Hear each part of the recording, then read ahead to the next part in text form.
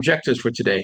Share about the peer support occupation as it is defined at the City and County of Denver, and highlight the participatory and engaged methods we use during this assessment and action plan, which are a little bit, I don't know, outside the mainstream of the way research is normally conducted. And we think this really gave us an opportunity to get a close-up and intimate view of peer support at the City and County of Denver, and share a brief overview of the project and some recommendations and successes.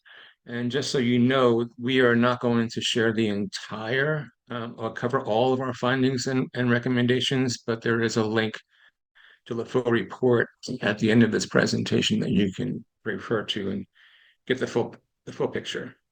Hey guys, my name is Wendy Sachs, and I'm going to be presenting about how our group holds peer support.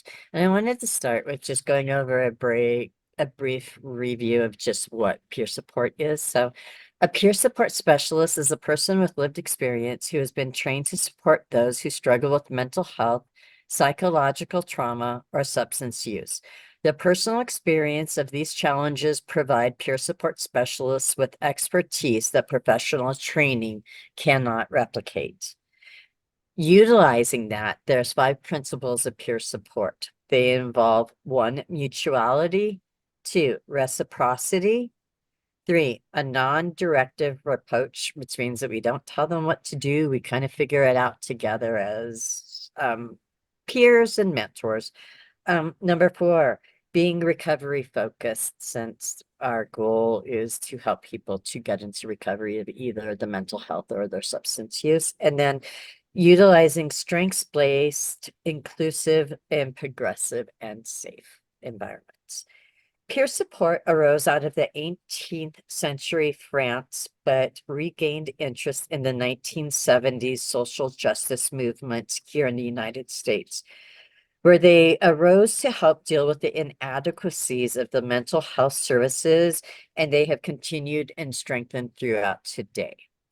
Peer support is now considered to be an occupation with distinct competencies, ethics, core values, certificates, and even grievance processes. Peer support is considered evidence and science-based, but it is non-clinical by nature. I'm very proud of the fact that peer supporters were utilized throughout this entire process, from the writing of the original grant to fund the initiative to the participation in focus groups and surveys to help utilize the data collected to write a proposal for the hiring of a peer manager, which is really cool. We were actually able to have as our key piece of product of coming out of this group was that we were actually able to apply for a grant and get it approved, and that we're going to be actually hiring a peer manager for the City and County of Denver from all the hard work that this little group did. I am proud to be able to state that this whole process followed from the peer doctrine of nothing about us without us. Cross-pollination in Colorado in peers. There are several stakeholders in Colorado pushing the peer workforce further, and these include the Colorado Consortium for Prescription Drug Abuse and Prevention, which holds 4 work groups. They are the Recovery Work Group, the Affected Friends and Families Work Group, the Treatment Work Group, and on Harm Reduction Work Group, as well as a brand new Workplace Recovery Work Group that was added. The second group that handles peers within the city is the Behavioral Health Administration, which is a brand new regulatory agency in Colorado that replaced all of our mental health previous offices, and it's all been combined together into one big group. And that this group also hosts a peer-led listening session in December of 22, and they published a report in the February 23 with findings and funding priorities. A peer support Oh dear, a peer support steering committee, which is part of the BHA, was actually started in May of this year in order to give the peers throughout the state of Colorado more of a voice in what's going on within the peer movement. The next group that has been working with peers within the city and county and state of Colorado is COPA. COPA stands for Colorado Providers Association, and this organization oversees the testing and awarding of the Colorado Peer and Family Services designation. This organization also approves people to apply to get the designation. They also approve all of the peer trainings that are offered within the city and state of Colorado, as well as handling grievances for people who hold the CPFS designation, which is the Colorado Peer and Family Services designation here in Colorado. And then the next group that works alongside our peers is the Caring for Denver Foundation, which is founded and funded by the city of Denver to help address the community's mental health and substance use needs by funding innovative and creative grants for Denver. They've been especially helpful in funding new and exciting peer programs, such as the current program that I work for, which is the Forensic Peer Navigator program, which they brought to the city and county of Denver 2 years ago, or actually a little bit over 3 years ago. And I'm really proud to announce that we were so successful within our program that we were adopted within the court system and have become made full-time employees within the court, thanks to the opportunity from Caring for Denver. And then also, they also have been funding a lot of the other grants that help with the mental health and substance use. And then the last group is the Colorado Mental Wellness Network, and that is 100% peer-led organization, and that they are actually in the process of creating a statewide peer association and are trying to put in the groundwork to have that created. And so that is how a lot of us work within the same peer roles. I'm lucky enough to be able to participate in 3 or 4 of these activities. So thank you.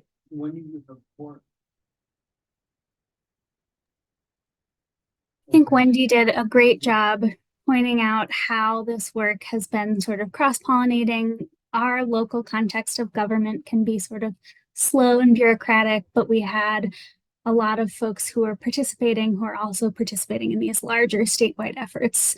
So we want to set the stage a little bit. We had a poll planned. We are going to put it in the chat again. So we were hoping to get just a little tick the pulse temperature check on what folks' familiarity with peer support in local government context might be. So 1 would be not familiar, 2 is pretty familiar, and I see a lot of Wendy's coworkers here. So 3 would be I work in government, which is a unique beast. So we're preaching to the choir a little bit with this group, but we wanted to set the stage of what made this project both really powerful as involving a lot of peer support workers and folks who are situated at different places within this, but also sometimes the hurdles or unique contexts. So currently there are certain agencies that have peer support staff. Wendy mentioned the Denver County Courts program that is very robust. Denver Human Services is our oldest peer support program that initially started with a parent advocate program and now has a case or a multidisciplinary team with a peer navigator on it. Our Office of Municipal Public Defender, we've got someone here from there that operates on a multidisciplinary team, and then Denver Public Library, which serves the most number of people and sort of casts a wide net and has been doing peer support for a long time. So in terms of context, the city and county of Denver and many municipal local governments have career service rules. So every time there's a change that is recommended, it often has to go through the career service board. There's the Office of Human Resources, which is an independent agency that provides a lot of rules and guidance. Wendy mentioned that a lot of these programs are grant funded, which often means that they're short term. So a lot of people might apply for a job and then realize that it ends in about a year or a year and a half. So for Wendy, having her program be absorbed into the general fund budget is a huge win that shows the success of this program, but it also shows how sometimes these positions are not long term. They're a little bit more uncertain sometimes.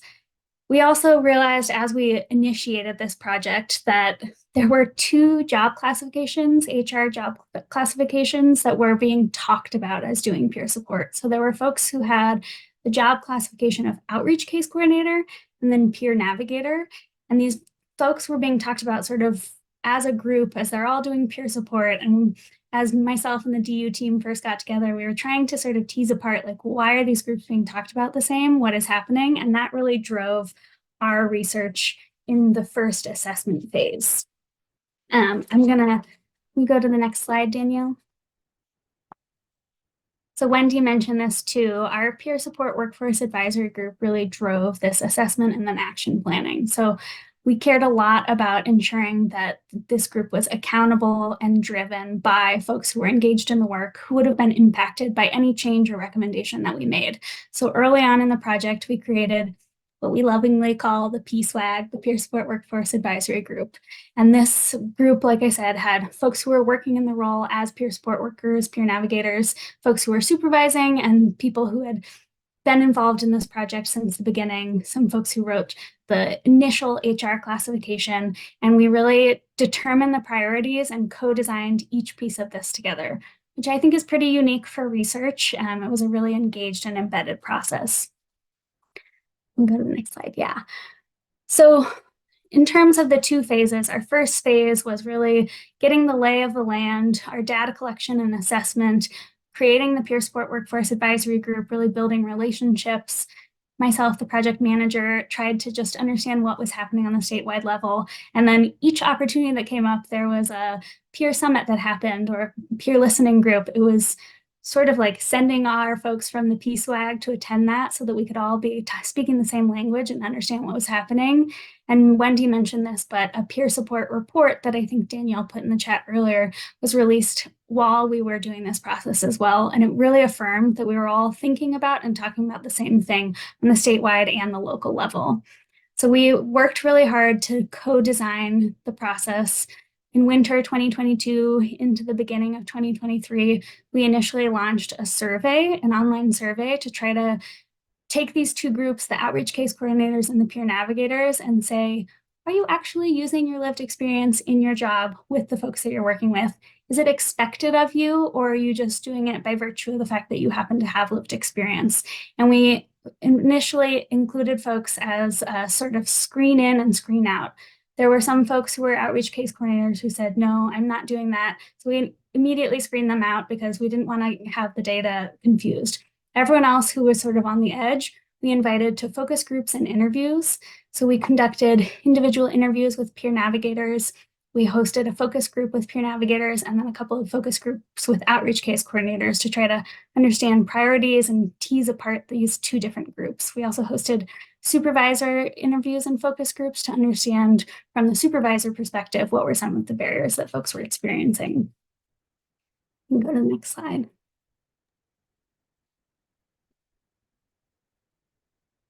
Judging from what you all posted in the chat earlier, I am sure that all of you or nearly all of you are really familiar with the core competencies of peer support.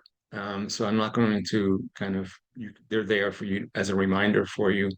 What I would like to say is that we included this slide just to assure the audience, all of you, that we are familiar with these things too. And we relied on them heavily. In fact, they were our North Star all the way throughout the project, from the design through data collection, data analysis, and recommendations. And we relied on these to be sure that we were centering the voices of people who actually do peer support in the city and county of Denver and who are faithful to these competencies in their day-to-day activities.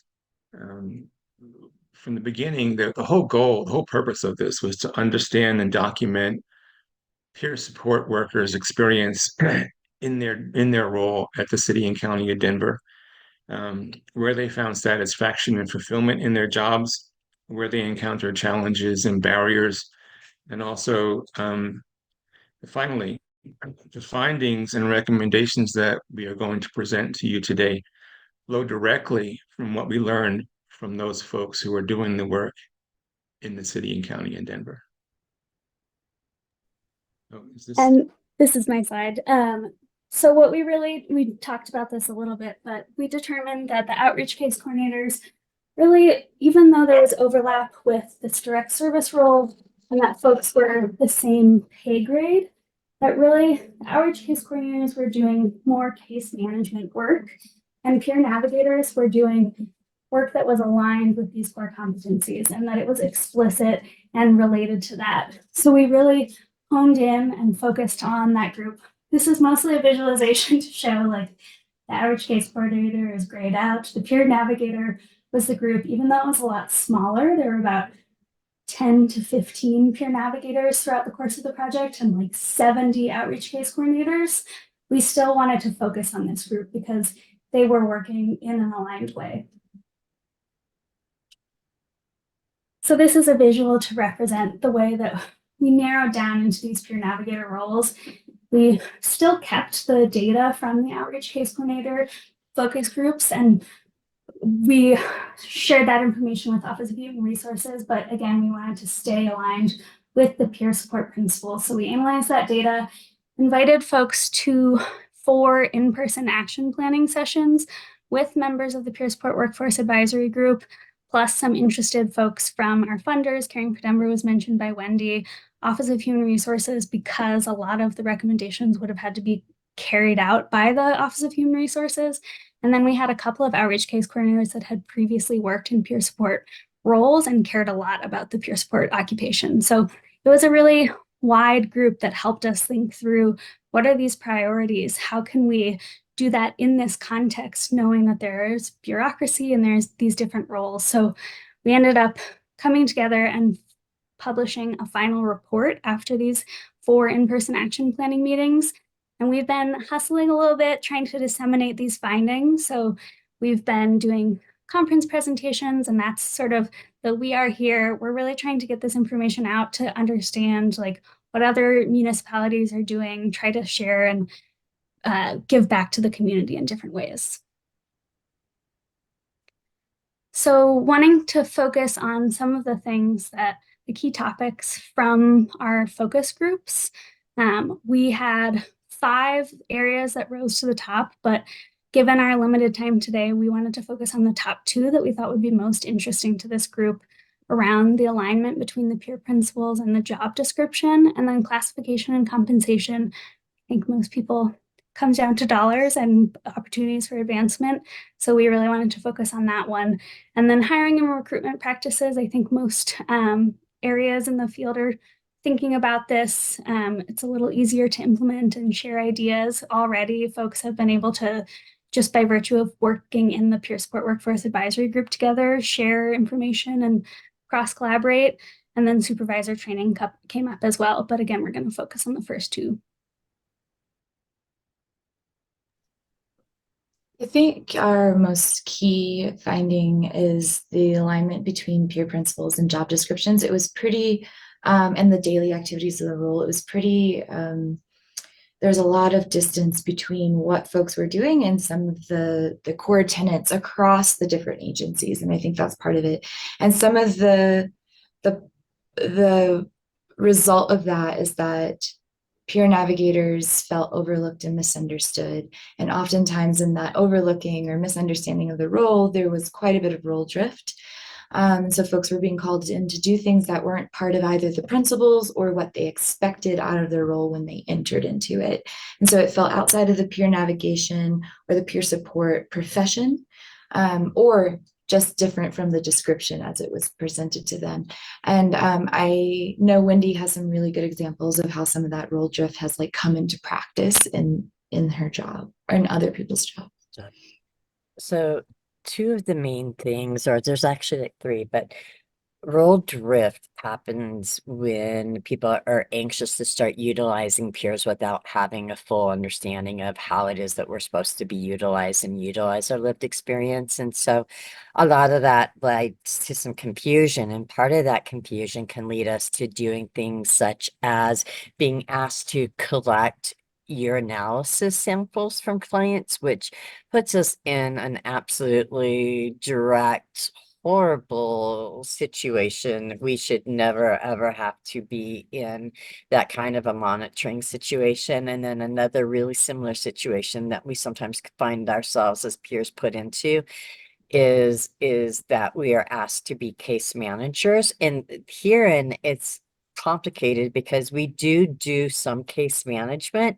However, we're resource brokers. My job is to help teach you how to fish.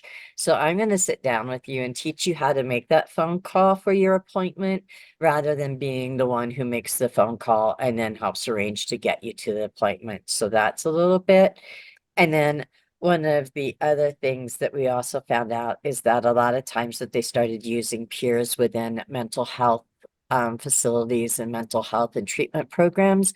And so they're utilizing peers to do assessments, and we're not therapists and we shouldn't try to be therapists. And so whenever you start seeing that they're asking for us to do assessments or to give any kind of testing, that we're actually being asked to work outside of our roles. And so it's been important to try to work with the city to help educate them in how to best utilize us and how not to. And, also recognizing that it isn't that people are doing this out of negligence. It's just that they don't understand exactly and it's new and that they're in a hurry to add it.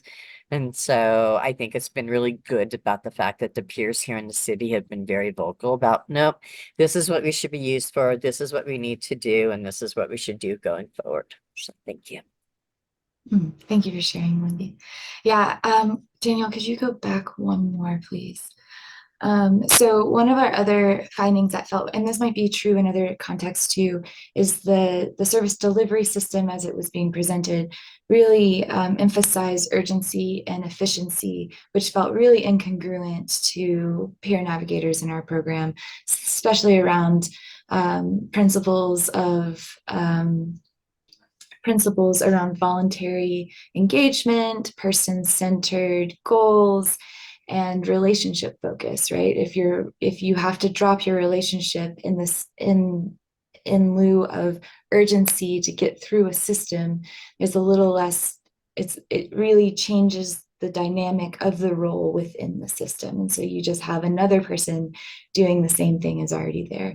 And so there was really a disconnect between what folks felt like they were there to do and how they could be most efficient and best utilized.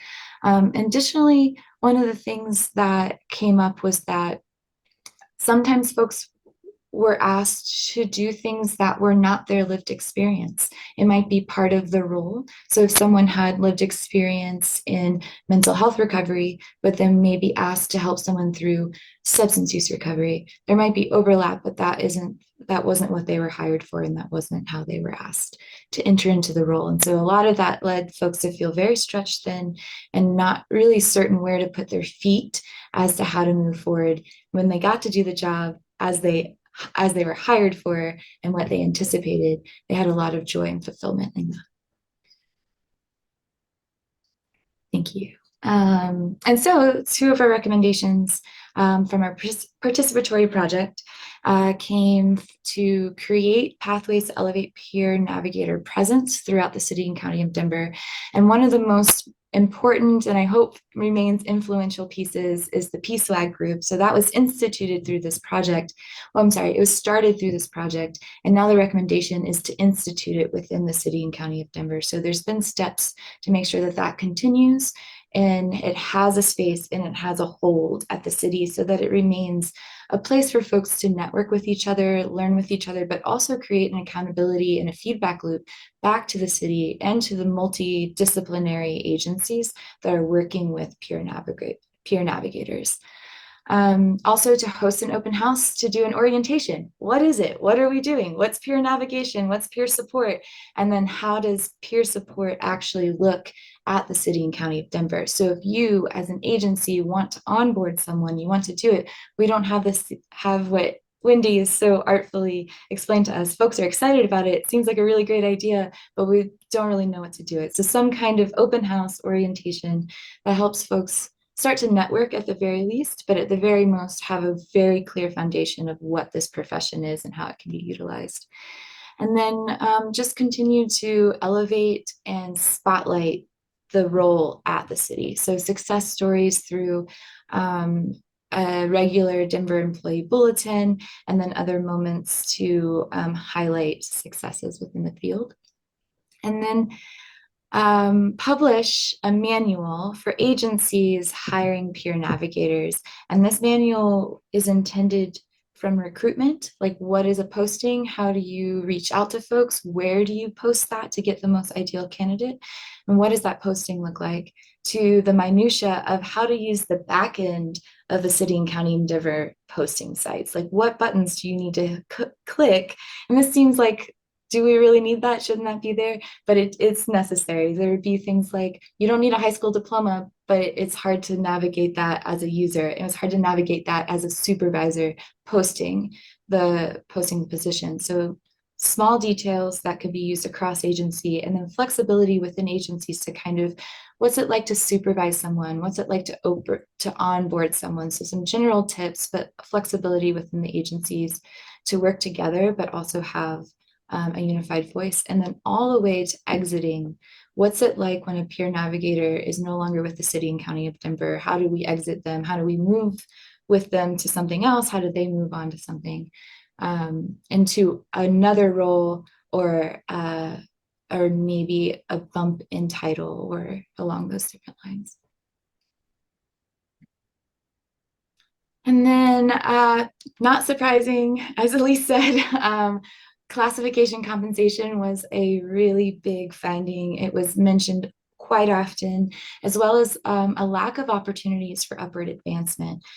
So pay felt really insufficient to live in Denver, to work there and to live in there. So some folks were living outside of Denver and serving Denverites, and that felt incongruent for them.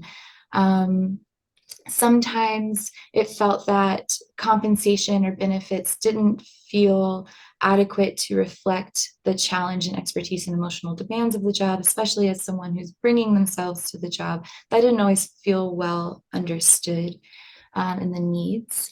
And then during the time of this report, pay did not honor additional training, education, or certifications as peer navigators grew, or what they came into the role with. There was a relatively flat structure and not a lot of structure to compensate or acknowledge growth from a credentialing standpoint. And then it was also difficult. It's been difficult to maintain long-term employment of peer support workers at City and County of Denver. And the most interesting part of that is not because people don't love their job. They really love their job. They love the role. They love the direct service. They have a lot of fulfillment in it, but they feel pigeonholed, like this is all you can do.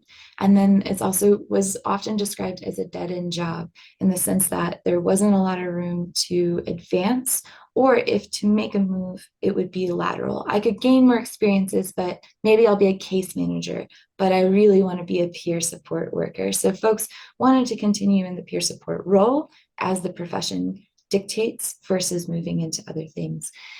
And one of the other kind of examples that came up in that is there were peer supervisor opportunities. However, folks felt that would keep them from the job that they liked, part of the job that they liked the most, which is the direct contact and the use of their expertise. And so they might use their expertise with supervisees, but they wanted what was reflected to us was they wanted some kind of crosswalk between supervising, sharing their expertise with others, and continuing to do direct work with folks that they would like to support. And so a recommendation was create the structure for folks to move up, within the professional role at the county, not relying on lateral moves or moves to project management or even only a supervisory role. So what that looks like now is there's been a couple of groups that are working with HR to define what that step ladder might look like. It's a slow process because it's a lot of bureaucracy, but the idea of having an advanced peer navigator or senior peer navigator or a peer support supervisor. The one thing that's been thrown out is having a peer 1, 2, 3 mentorship programs.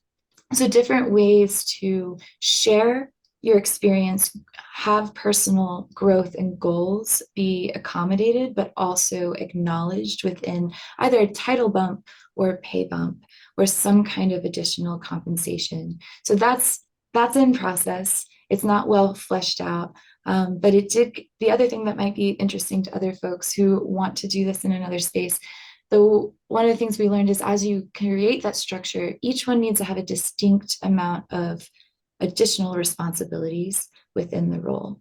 It's not simply time in it or experience in it. So at the City and County of Denver, to create that structure, the distinction between those levels is important.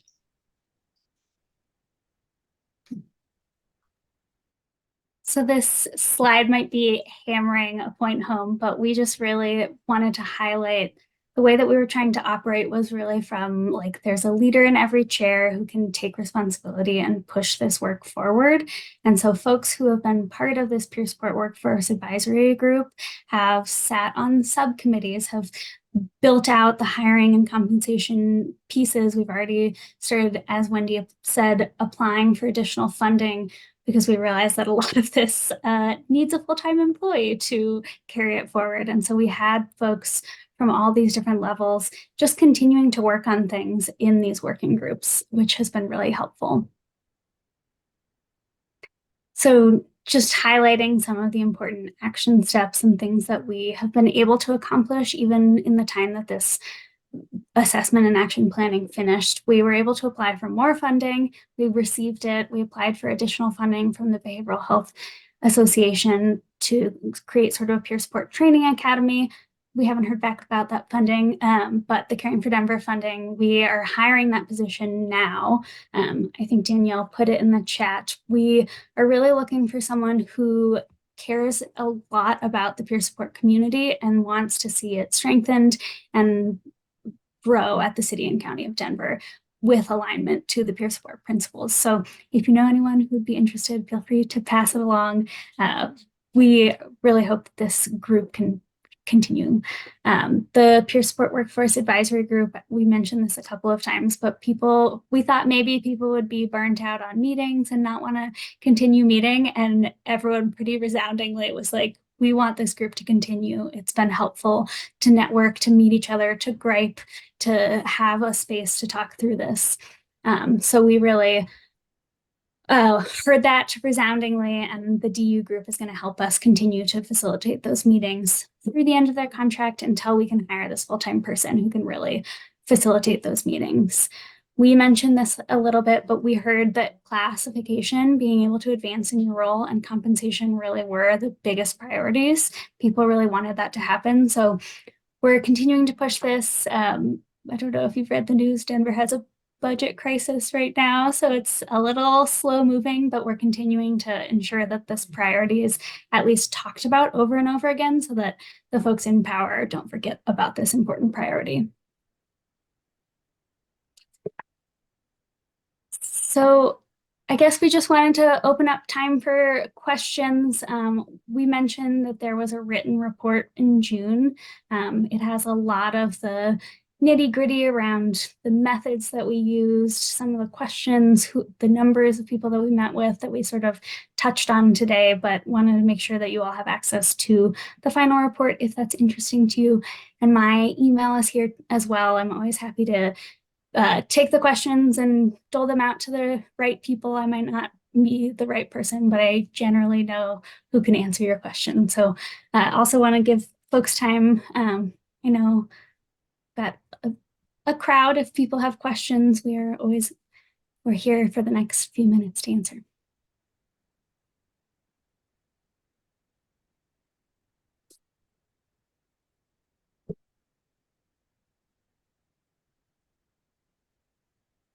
question. I work for Santa Clara County Behavioral Health, and I had to step away for a few minutes, so I may have missed some of the your reporting. But I have a question about how do you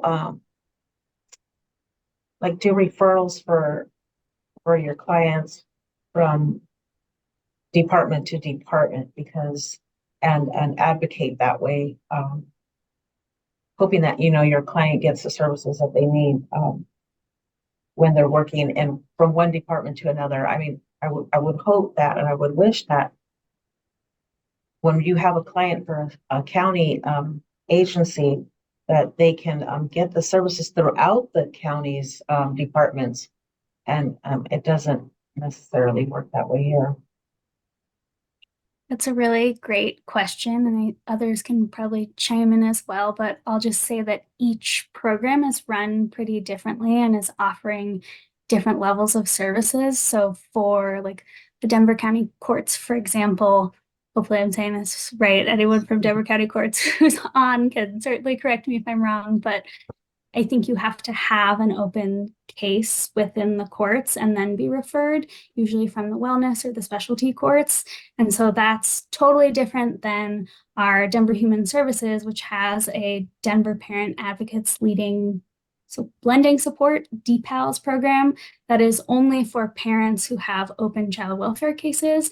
And the DPALS parent advocate has experience navigating the child welfare system and can help them navigate through that. So there's not a lot, there might be cross referencing or referrals, but for the most part, there's two sort of separate programs. However, though, we are aware of all the other programs, and I'll tell you that, like, for an example, the Forensic Peer Navigator program and the Office of Municipal Public Defender will a lot of times pass on their cases when they are done with them and they can no longer work with it, and they pass it on to the Forensic Peer Navigators. And then as far as DPALs, we very often, if I ever have a client who is having an issue with CPS, the very first referral that I ever make to them is to my DPALs. And then with that, we also utilize the Denver Public Library for our outreach court, which is what the Denver County Court does for our homeless population. And we have court outside of the courtroom twice a month. And one of those times that we do it is at the Denver Public Library. And then we've been known to utilize their services and bring our clients down there if they need to access the computers or need a lunch or some of the other things that they offer. So there is a lot of class collaboration, at least between the Denver entities that have been working together on PSWAG, because we're aware of each other and know each other and refer between each other a lot.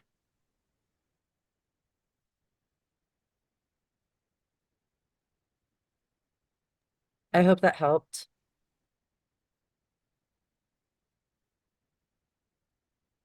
Yes, it's nice to hear that.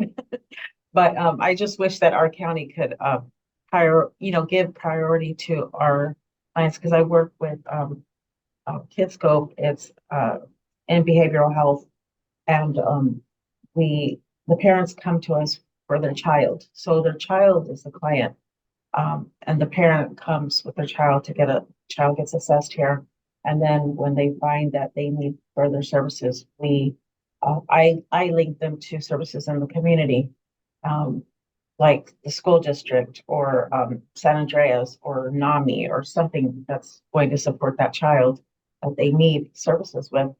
But right now, there's a lot of homelessness going on, and our Department of Office of Supportive Housing, they have a different route how they get their clients. So I'm just wondering, I mean, because they would have to just call that one number that everybody has to call and get, wait and, to go through the same process. But meanwhile, that child needs the services, that child needs help, and they're sleeping in their car. So how can that mother support her child with getting them to the doctors and making sure that they get, their needs met when they're too busy worrying about where they're going to sleep tonight or tomorrow? And I don't know. I just feel like they should have some type of priority because these are kids that are protected by special needs services, but yet they're sleeping in a car. And I just wish that, there was a different route that they could take and have some kind of priority for the sake of that child getting their needs met. So that's and they can't because they have to go through the same process. But it would be nice if they could have some type of priority so that they can continue to, get the services for their child. And it's with the same county, same county agency, but just a different department.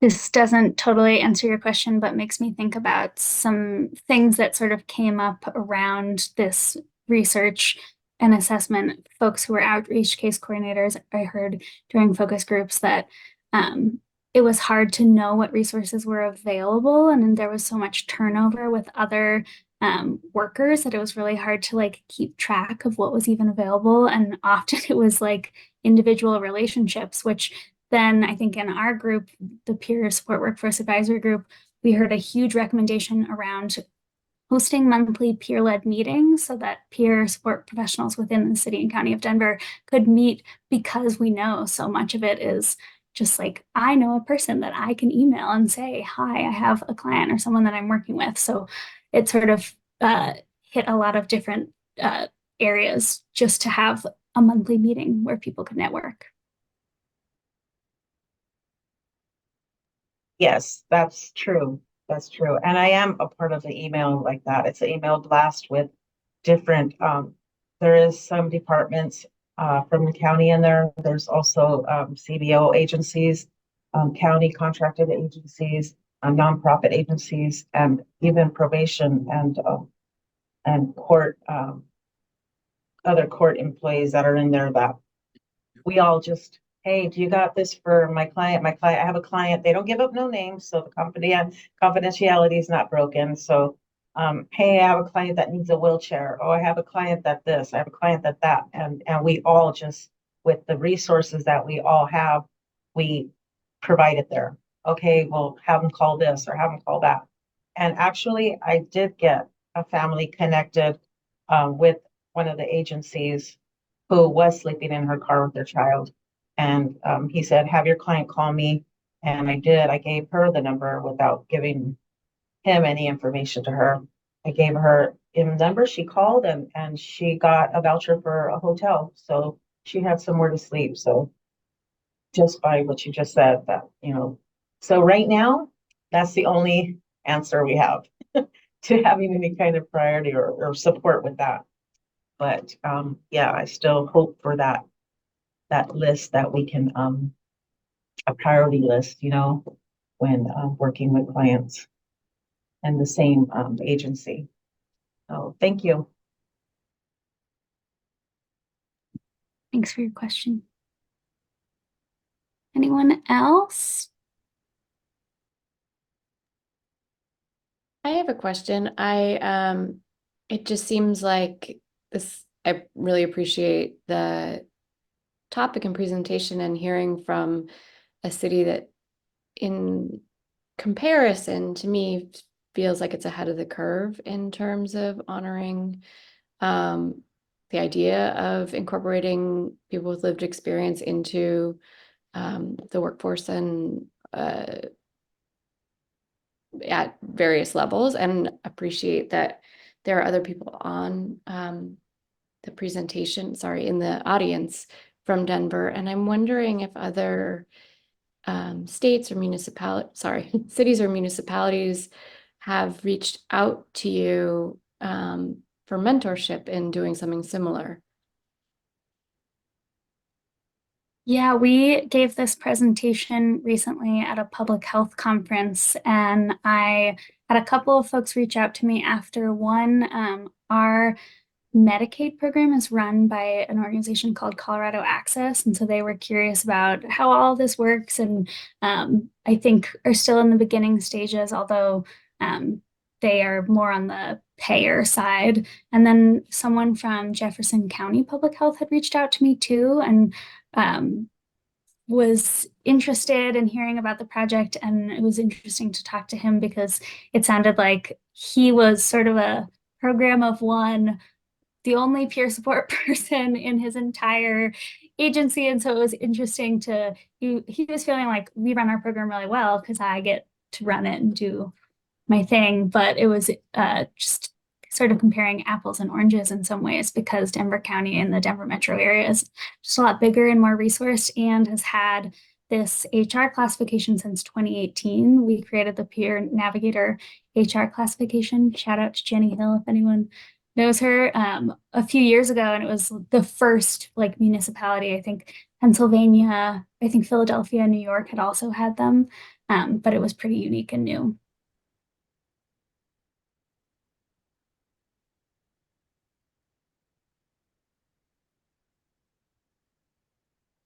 Well, I imagine folks might want time back in their day, busy conference day. So we're happy to end here. I'll put my email in the chat so folks have it. Always happy to connect and answer questions or anything. We appreciate you all coming and listening to us. It's exciting to be able to share what we learned and things we're working on.